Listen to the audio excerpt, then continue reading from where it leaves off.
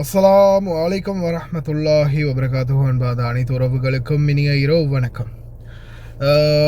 வீடியோக்குள்ளே போகிறதுக்கு முன்னாடி மக்களை காற்று ரொம்ப வீரியமாக இருக்குது காற்று. பல இடங்கள்லேயும் பார்த்திங்கன்னா இந்த தகரங்கள் கூட கலண்டு வீசி எறியக்கூடிய அளவுக்கு காற்று இருக்குது. நாளை விடியும் வரைக்கும் இது தொடரும் அப்படின்னு தெரிவிச்சிருக்கிறாங்க காலநிலை ஆய்வாளர்கள். ரொம்ப கவனமாக இருங்க. அந்த ஏதாவது கலண்டு விழக்கூடிய அல்லது சாய்ந்து விழக்கூடிய மாதிரி இடங்கள் இருக்குதுன்னா தயவு செய்து நிற்காதீங்க. அதே மாதிரி அந்த தகரங்கள் கலண்டு பறந்து வரக்கூடிய மாதிரி வாய்ப்புகள் நிறைய இருக்குது. கவனமாக இருந்துக்கோங்க. எல்லாம் வல்ல அனைவரையும் பாதுகாக்கட்டும்.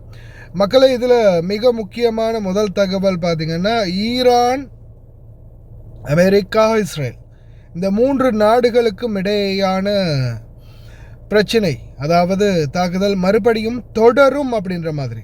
US and Israel preparations to resume war on Iran அப்படின்ற மாதிரி. அதுவும் டொனால்ட் ட்ரம்ப்போட ரொம்பவும் ஒரு கோபமான ஒரு மூஞ்சை போட்டு பப்ளிஷ் பண்ணியிருக்கானுங்க இதில் ராய்ட்டர்ஸில். அதே மாதிரி இப்போ திடீரென்னு கிடைச்ச ஒரு சம்பவம் பார்த்திங்கன்னா, ஈராக்குடைய பாக்தாத்தில்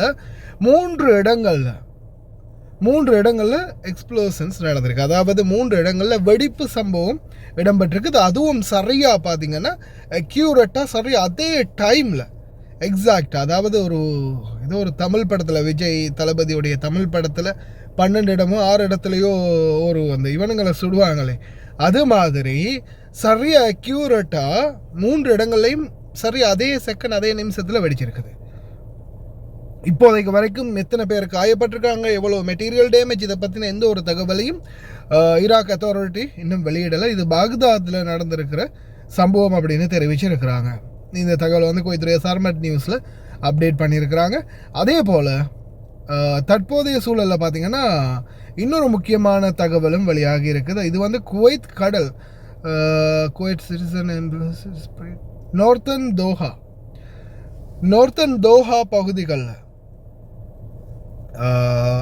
கடலுடைய அந்த தரைமட்டம், அதாவது கடலுடைய எல்லை பகுதி ஃபுல்லாகவே பார்த்திங்கன்னா, ஆழ்கடல் இல்லை, கொஞ்சம் ஒரு அளவுக்கு கரை சார்ந்த பகுதிகள் ஃபுல்லாகவே ஆயிலால் நிறைஞ்சிருக்குது. அதாவது இது மசகு எண்ணெய் அப்படின்னு தான் சொல்கிறாங்க, கேர்ட் ஆயிலாக தான் இருக்கணும் அப்படின்னு. அதனுடைய வீடியோ போடுறேன் நான், கடைசியில் பாருங்கள்.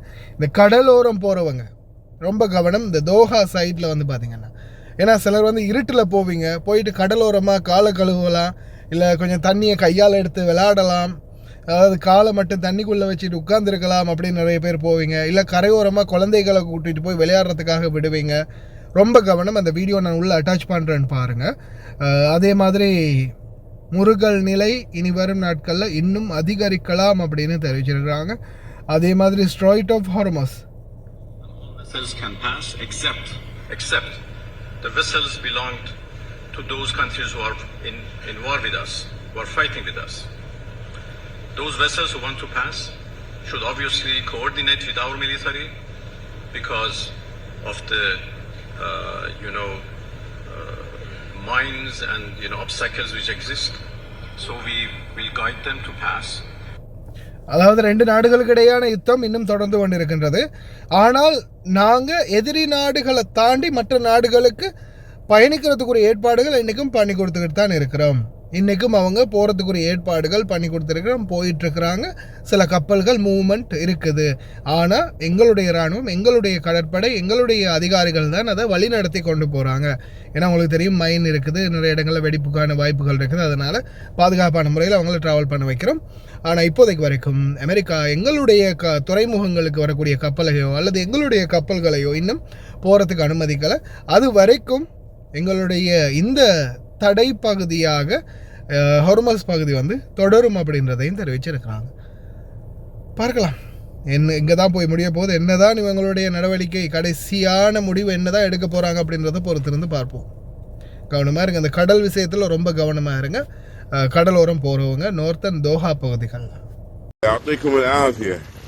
الدوحة الشرقية جايتنا بقعة زيت ديزل نفط خام ما ندري. شوفوها وين نازلة، في لنجات، في كذا ما ندري. شوفوها وقعت كبرها تقريبا عرضها فوق 400 متر، واللي داخل البحر هذه ميناء الدوحة، اللي داخل البحر تقريبا تقريبا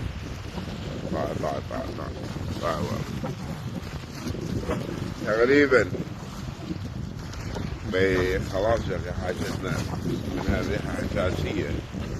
شوفوا والله حرام. شوفوا الله الحافظ. U.S. Central Command was created in direct response to the threats posed by the Islamic Republic of Iran, and I am the 16th CENTCOM commander to deal with the Iranian problem set. For 47 years, the Iranian regime has terrorized the region and made hostility to the United States a core tenet of its rule. Their hostile, lethal track record against the United States is well documented, but I don't know that it is always well understood. Here's a data point.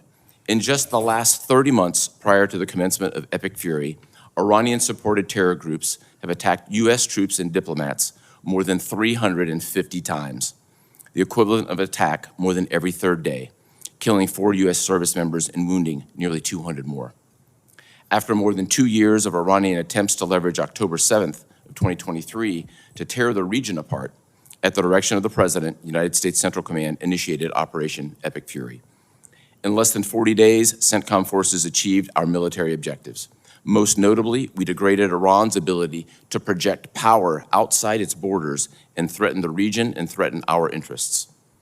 As an example, we can all remember April and October of 2024, hundreds of Iranian ballistic missiles and drones raining down in the Middle East. Today, Iran can no longer attack with that mass and scale. And further, with 90% of its defense industrial base destroyed, Iran won't be able to reconstitute those weapons for years.